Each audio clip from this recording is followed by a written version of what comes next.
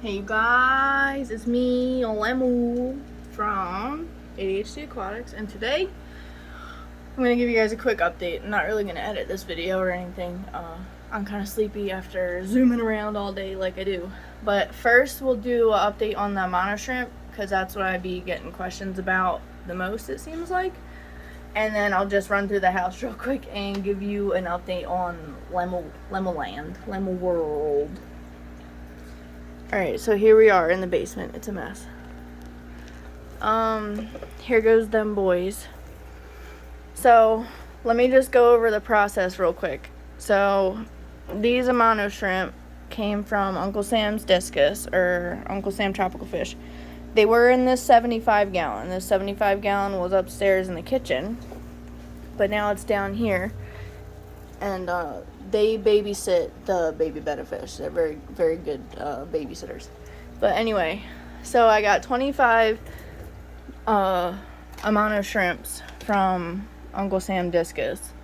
They're in here. There's like 6 now. I had like 3 of them crawl out and go hide over there and die and dry up, but it was sad. But I have a big huge one that actually came in this 60-gallon tank that I got from someone in my local area, where all the subwasser tang and the really shrimp came from. If you were there for that, it was like the whole, but like from here over and down was all subwasser tang. But it's a new tank now. It's all cleaned up. I put starry nights in here, so we'll go over that in a second. So there was 2 huge shrimp in there, and turns out they were both female, and so the big huge ones are both in here. One of them has eggs, one of them already gave birth. So when this originally all went down in the kitchen, I was so excited. I was like, oh my gosh, she's pregnant. I'm going to pull her out and try and breed her. So I put the 10-gallon on the floor in front of the 75. Put molders in here with the plant and all the air bubbles, all that. And then once you notice that the babies are in the water, which I come down and test it every night when the lights go off. I put flashlight, and then if babies are coming, I do it in the dark. Then I know it's time to move the babies. Basically, I was like really confused about this when I first started, and watched a lot of videos and read a lot of science journals and stuff online. And there's a lot of people that don't know, and so they're telling the wrong stuff. And I'm not saying that I'm doing this completely correctly. I can just show you like what I've done, and like I'm having success. And I think I got it right, because I've been reading a lot about like their life cycle and stuff. So some people think you have to start adding salt to the water that has mothers in it, and that will trigger them to give birth to the eggs. That's not true. Don't ever put salt in with the mothers, with the adult Amano shrimps, okay? Not even one time. It will kill them. So something that will trigger them to give birth, which it's questionable in my mind. I don't even know if you can trigger them to like give birth. Like the eggs are ready when the eggs are ready. You feel me? So they have to do their egg thing for like a couple weeks, like 4 or 5 weeks, something like that. But what will trigger it, what some people say, is putting like a strong current. So I'll do like a big water change and like really splash them around, get them going crazy. But I haven't really noticed that they give birth like right after that or whatever. So this is a freshwater tank with molders. And what I did originally was I used the Brine Shrimp Net to scoop the babies, and I used a little siphon thing to suck up the babies, like a syringe attached to some airline.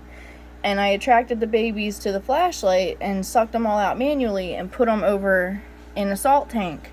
So this salt tank has been set up since they were born on January 4th. So they're 3 weeks old now, because today is what? January something. No. Yeah, it's like the end of January now. It's like January 28th or something. And I don't have as many as I started with, I don't think. Probably because I haven't been doing water changes like I'm supposed to be doing.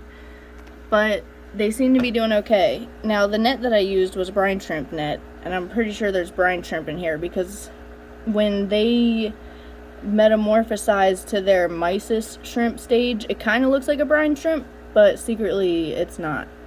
So you're not really going to be able to see, but I can see with my eyeballs that there are several different stages of metamorphosis here.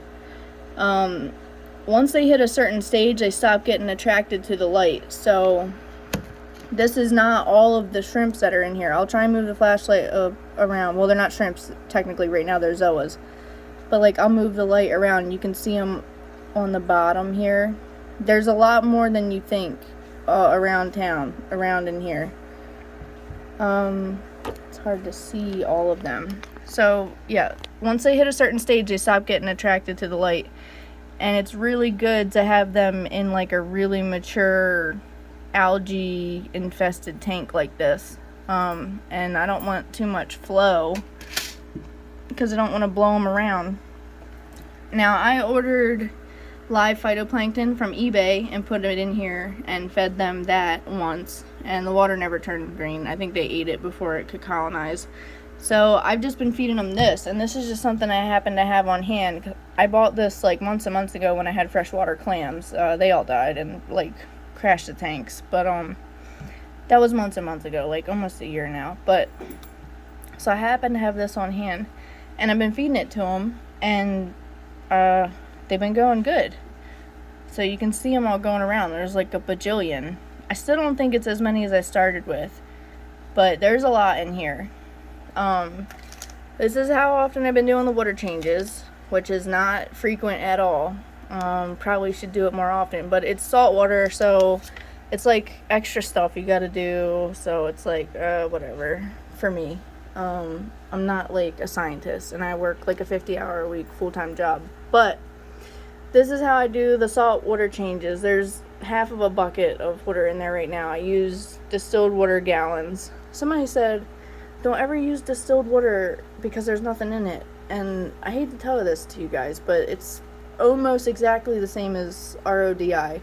Reverse osmosis, it's two different processes, but it's the same thing. It removes the H2O molecule from everything else. So distilled water will be 0 TDS, and RODI water will be 0 TDS, and it's just H2O molecules. So I don't know why some people are saying don't ever use distilled water. It's the same thing. Like, it's not the same thing, but it's the same thing. So I don't know, you guys can come for me in the comments and call me a fool or whatever, but like, this is science. So put the distilled water in here, put my scoops of salt in there. I have marine salt, special salt water fish tank salt. There's a heater in there, and there's an air stone in there, and I have a siphon primed and ready for the water change. When I do the water change, I use this special net. I actually bought like a bunch of this fabric. I don't know why. I don't know what I'm doing with it, but I need it. Like, I'm gonna need it eventually one day. This is, oh gosh, I'm gonna say this wrong. I'll put the link in the description after the video, but it's like 200 micron or something. This is, I looked it up, the size of these when they're first born is like 1 millimeter. And I looked it up, and the shrimp are bigger than this net, basically. This is a brine shrimp net. So, I put this on the end of a tube, end of a siphon tube, and I suck out all the water. I go like all the way down to here. And then I just turn the little dripper on, you see it over there? Turn the dripper on, boom, and drip it. And then, I forget about it, which is why I need to take more than 5 gallons out of here, because I forget. And then you don't want to overflow. So the only thing that sucks is I did run this dry once, and the heater was just on the whole time I was at work. I texted my husband. I was like, can you go and make sure I didn't overflow the basement, because I don't think I turned off that water change. He was like, the bucket's empty. And I was like, oh, thank God. And I was just so happy that I didn't put 5 gallons of water on the floor that I forgot about the heater in there. Alright, so I'll update on the Betta Fish babies. They're getting bigger. I feed them baby brine shrimps once a day at nighttime. And my hatcher gives me baby brine shrimps every day. Probably less than 24 hours, honestly. I have a little heater in there that heats it up to 80 degrees. or 78. It's like a preset like 50 watt or 10 watt heater that they sell, and they market it as like a Betta Fish tank heater, like for a little 2 gallon or whatever, 5 gallon. So the angelfish are down in here now. They're not in the 20 gallon in the kitchen anymore, and they're babysitting the baby bettas. I should probably be feeding them more often. I come down here and siphon all this up. This is all their little poops and stuff. When I do a water change on this tank, I always do all my water changes the same. I bring the water level all the way down, like, I would give them like this much water. Put all new water all the way up. And that's how I've always done water changes. And that's just the way it is for me. Don't freak out. I have a RV filter, water filter thing. This takes chlorines and all that out. So I don't age my water. I don't have the storage or the mental or emotional capacity to be storing like thousands upon thousands of gallons of water. So now this 60 gallon tall has the Starry Nights. The Starry Nights had to get moved out of the 150 gallons sooner than I expected. I thought they'd get a lot bigger than this before they started getting like crazy. I was like, oh, they're aggressive, I'm going to have to move them out soon. And I knew that when I bought them, but I thought I would be able to at least grow them out, and then once they started spawning, I'd have to move them. I don't think they were trying to be mean to the Oscars, but when they were eating, they plucked out the Oscar's eyeball. Each Oscar is missing a right hand eyeball. So they're still kind of depressed. I actually think I need to raise the water temperature for them because they haven't put their colors back on. You guys can't see it, but it says 72, and the little temperature strip's all the way over here. And I don't think this heater is big enough for this tank, but I have it set to like 78. But they need to be warmer, and I think they'll turn their colors back on. So if you don't know, this Starry Night Bleakiri Madagascar cichlid is all black with little blue speckles. So sometimes I'll catch them colored up. They were colored up a lot more often when they were in the 150 gallon. So I don't know if it's a temperature thing, if they're sad because there's not other fish with them anymore, if they're still depressed from when they were punished, or what. And it's not like I spanked my fish. They weren't like punished. I just had to separate them. So we'll go check on the 150. This is all clean blankets I gotta fold. Don't look at that. I moved the big Pleco from the 75 gallon down to in here. And here's the Oscars. It's past their bedtime. The light was already off, and I just turned the light on for the video. Come on, focus on that boy. So there's Magmar, the black tiger Oscar here. And then Alma is a white Oscar, and they're both missing their right eyeball, which is pretty sad. So I was feeding little floating pellets, and I think the Starry Nights were like aggressively trying to bite the pellets and plucked out eyeballs. I didn't see it when it happened to Magmar, but Alma had an eyeball 1 second. I reached over, grabbed the food, fed the food, and like started doing something in the sump, and when I looked up, she was like against the wall, pouting, and like blood pouring out of her eye. It was horrible. B-Shear's doing good. I really need to put sand over top of this because I'm so worried that he's going to eat a rock. You're not supposed to keep B-Shears on rocks, just so you guys know, because they can eat the rock and it goes in their belly and kills them. But I actually saw him suck a rock up and spit it out.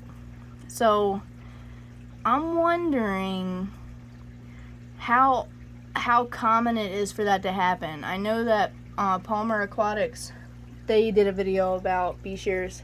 I was watching it because I was trying to learn how to take care of him. You can call it Bisher or Biker, but his name is B-Shear the Bisher, so that's his name. But he said that he lost a Bisher that way once, and that's very sad, and I don't want that to happen, so we're going to put sand for him. Geralt's still doing good. He's pouting right now because I haven't fed him any frozen krill in a few days. I dropped in a nugget, and he went for it and then spit it out. It's really hard for me to starve him. He's datnoid. Everyone says just starve him and then he'll start eating pellets. But I feel really bad. So Mr. Paku's doing good. This is 2 months of growth. He was this big when we got him, and now he's like this big. it's a big boy or girl. Mr. Paku eats cashews. Yeah, get the one-handed. I hope I didn't get one with the air bubble. You want this? You need this, Mr. Paku? Okay, good, it's sinking. He's not gonna see it, of course.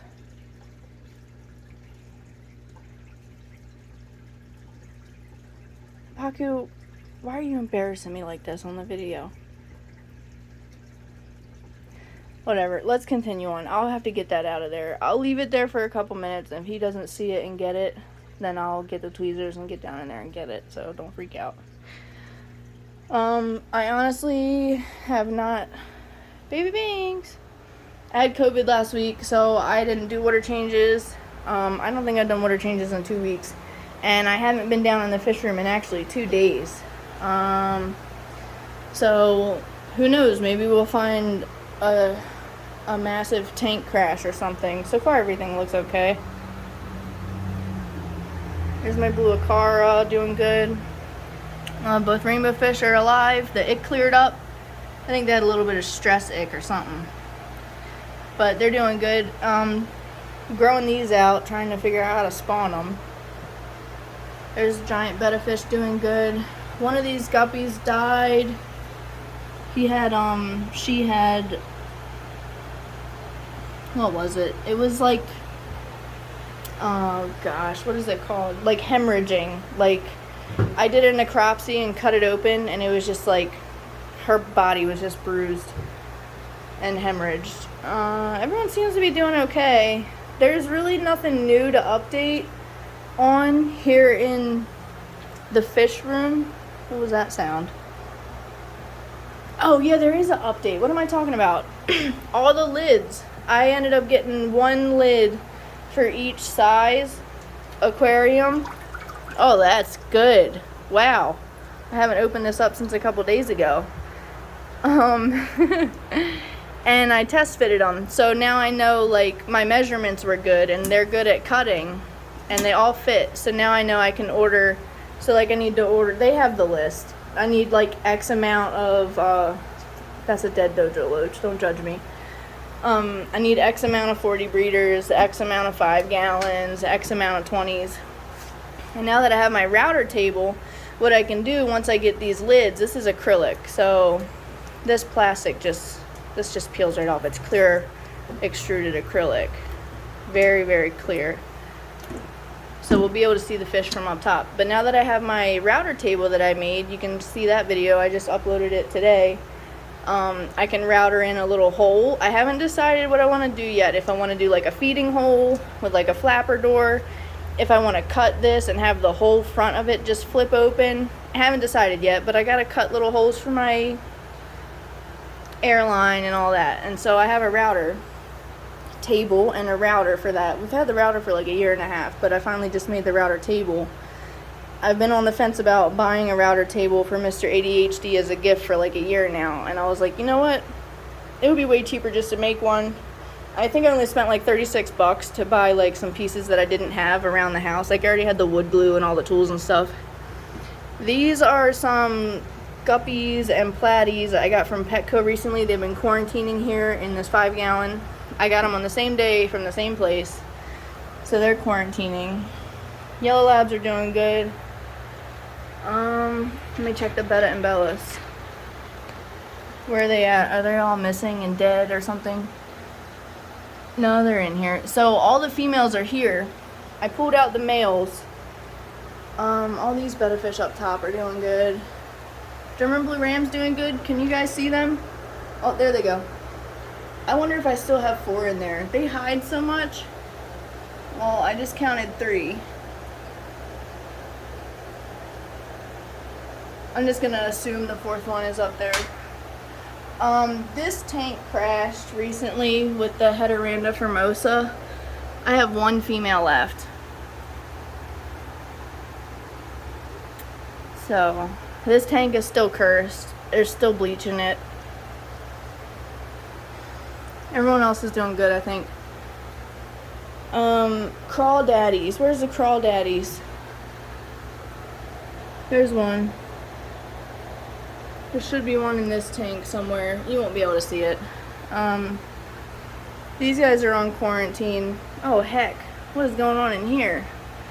I gotta fill that tank up. That's like some super evaporation. There's a Betta Fish in here somewhere, I hope. Hold on. The Betta Fish is okay, don't worry. This is the father to all the babies. But yeah, I have not been doing my tank maintenance, you guys. Like I said, I was sick for a week, and then I'm working on a project upstairs. But yeah, I've been coming down here and feeding them baby brine shrimp every day. And that's like the minimum I've been doing, but I don't see like a lot of dead bodies. I think this fish is sick with parasites. I've been trying, it's either that or it's just not dominant like the others and not getting enough food. I've been trying to feed it this parasite food that I've made, but he seems to not be able to get any, which is why this is in here. I was gonna try and catch him and put him in there so that I could target feed him, but like I said, I've been neglecting some stuff. So there's like a super sad update. I have to fill up all my tanks.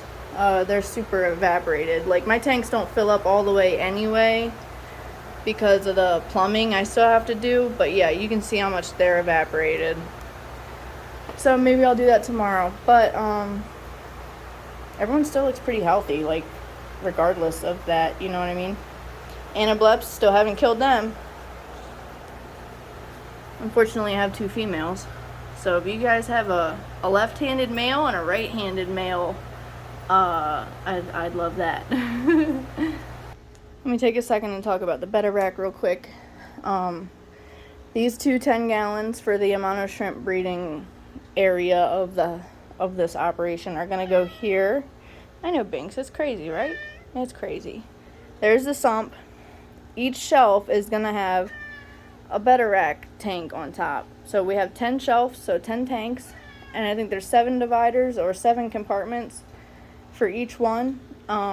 And I have all that acrylic upstairs. I'll show that to you in a second, but we got to redo the plumbing. So I'm going to be ripping all of this off, redoing all the supply plumbing, and then redoing all the return plumbing. Right, Bagheera? So I'm conditioning some Betta embellis. He hasn't built a bubble nest yet. He's actually pretty sad because he was in that community tank doing good. And as soon as I put him in this tub, he hated it. Oh, he's got a bubble nest. Where's he at?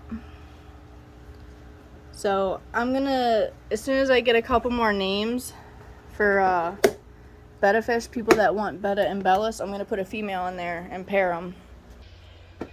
Alright, so here's the kitchen. It's a mess. It's a mess. I was working on this all day. So I took my clamps and my little plywood.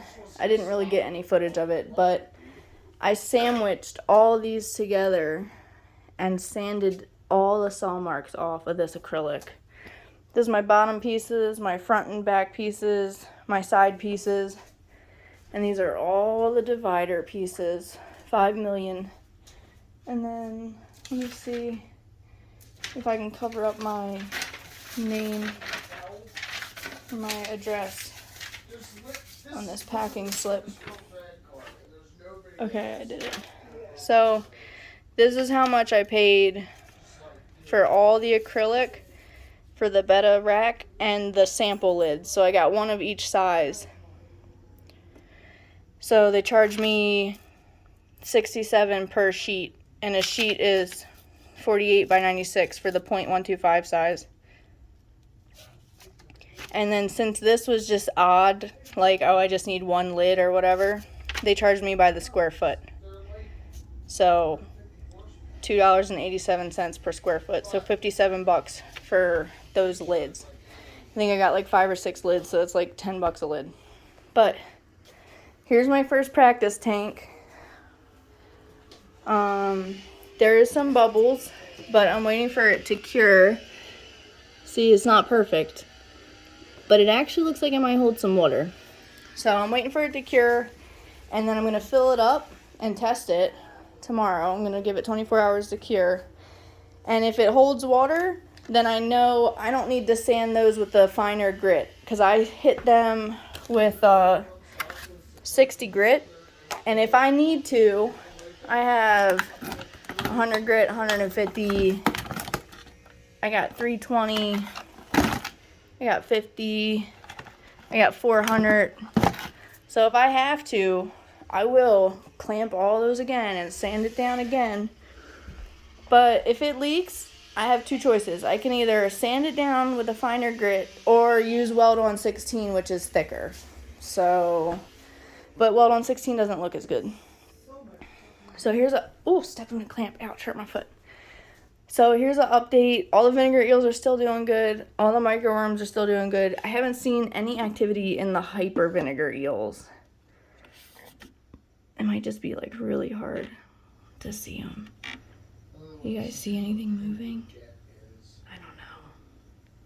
I don't see anything moving. I don't know, whatever. I don't care. So this tank, I broke it down. I took the air pump and the heater out because this is where the angelfish were living. And I was supposed to move this whole tank downstairs and all of that other fish stuff I've been working on. But I forgot and I put a Betta Fish in it by accident. This is the Betta Fish that was in the 75 gallon. And I got some guppy grass from Wayne today. And there was a guppy hiding inside. But yeah, this Betta will go in the Betta rack, so this is like a temporary deal. Mr. Nibbles, are you upset? Mr. Nipples is always upset. Did you feed Mr. Nipples? No, I did not feed Mr. Nipples. He's hungry. Says Bagheera. But these are all the breeders that I picked up from Wayne's today. He imported them from Thailand or Indonesia or somewhere. We'll get better footage of them later, but they're really cool. Are you videoing me, videoing me, videoing you, videoing me? No. Oh. But yeah, so they're gonna live in the cups for a little bit. I have some more totes I can put them in if I don't get the Betta rack finished in like a day or two. Kitty cats! Hungry! Babe, I'm just kidding. I'm actually going to the garage, so now you have to feed them. Oh. Bye, kitties. Hungry. Here's a box of aquarium stuff that I need to post on KSL and Craigslist to sell. It's like just lights and random lids and stuff. Here's the 75-gallon tank stand if you guys need one of those. I have a bunch of other aquarium stuff too. I think this is a Phoenix Stingray or something light. I don't know. It's one of those really high-end lights just sitting out here in the freezing cold. Some overflows. I gotta post that stuff online to sell it. Some filters. I don't use those. Some other random stuff I gotta sort out. Please. Oh, thank God. Sometimes the breaker pops. But I just wanted to show. This is the router table I built for this router. So that's the plunge base. Here's the router power head thing. And what you do is, oh gosh, I haven't done this before yet, and I'm doing it one-handed with my left hand. Hold on. Okay, so it just, oh, I have to do this. It just goes up in there like that, and then this knob here adjusts the router up and down, and you can also access it from up here with the Allen key. But the way it works is that comes up through here, and then you can cut stuff. You put this wherever you want it. So let's say I want to put like a little hole in the acrylic. I lock my fence in like this, and then I'd probably clamp like another little straight edge right here, like a square, and then I just take my acrylic and go zzz, and pull it back, and it'll leave like a little hole for the air lines and stuff. Well, I ended up getting the router stuck in the mount. It's too cold out here. I just can't get a good grip on it. But his router can accept 1/4-inch bits and 1/2-inch, so we have bit storage. I put the power strip and a light. the router will plug into the power strip, the light will plug into the power strip, the vacuum will plug into the power strip, and then I have a switch that I'm gonna mount right here, and has a big stop, emergency stop button and a start button, and that'll control the power strip. So when you hit start, the vacuum, the light, and the router will come on. But yeah, and I'm probably gonna put it on like a lower table because I'm shorter. But that's it. I built this router table. It's dusty right now. It's not perfect. It's a DIY beginner router table. But it's gonna work, and we're gonna be out here doing it. I'm also gonna use this to do the Betta rack because I need to drill little holes, little dividers in between, little holes in the dividers in between the sections on each tank for the bettas. Okay, it wasn't stuck or anything. I just had to actually adjust it up. I thought I had to push it in more. But yeah, the little bit comes up through here. And then there you go. That's how you can make straight cuts. So if you're not like a woodworker guy, that's basically how it works. This just helps you make straight cuts. Well, you guys, that's it. That's an update. I'm not, you know, like some high-end breeder or whatever. I don't have an absolute immaculate facility, but you guys will see once everything is set up and all my automatic water changes and stuff are set up. I actually keep a pretty clean house, so like do the dishes and the laundry, and I don't keep clutter and stuff around normally. So you'll see once everything, all the big projects are done, I'll be able to be like, look, you guys, I'm not an actual slob. I actually clean my house and do chores. But yeah, that's it. That's it for the update. I gotta go feed these guys some baby brine shrimp. All these betta fish are gonna live in the rack soon. That rack holds 70 betta fish. So, I'm pretty excited. I've been pairing these guys. I wonder if she put eggs yet. They've been in here for couple weeks pairing up, and they're not fighting or anything. I can't tell if they got eggs. Every time I look in here I think there's eggs, but I don't think so. Try to get a close-up on those little baby shrimps for you. Oh, is it gonna be weird the whole time? Of course. What's all that other stuff at the bottom? Oh, it's more shrimp. Well, there's a billion of them. That's a brine shrimp. Let me fix this. I'm trying to get it so it'll just focus. There you go. There's the little Amanos. They're tiny. And they're all different stages of development here. So, yeah, as soon as you see babies, all you need to know is put them in salt water, and that's it. I think we're doing good because they've gone through several stages already. It takes them 6 to 7 weeks to go through all the stages, and there's 9 stages, metamorphosis stages. They're not actually shrimp yet. The final stage is shrimp. So right now there's zoas and larvae, and there's like a mysis stage. So there's that, your little science facts for today.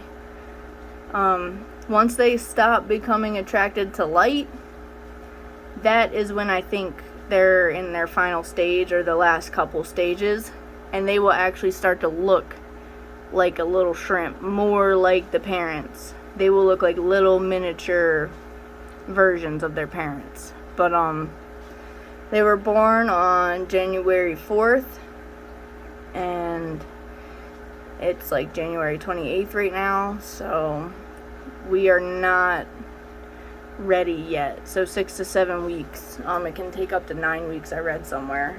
So I just have to check them every day. And they're gonna start developing at different stages. So I need to sit and stare for a while and literally pick out individual shrimps. So when I see one that is a shrimp, I will siphon it up and move it over to the fresh water 10 gallon. So there's that. I don't think there's much more to update you guys on. I got a lot going on. So yeah, neglected the fish for 2 weeks. building the Betta rack, built the router table. Amano shrimp's doing good, angelfish doing good, starry nights are punished. Imported some bettas. I have a bunch of stuff I need to post online to sell.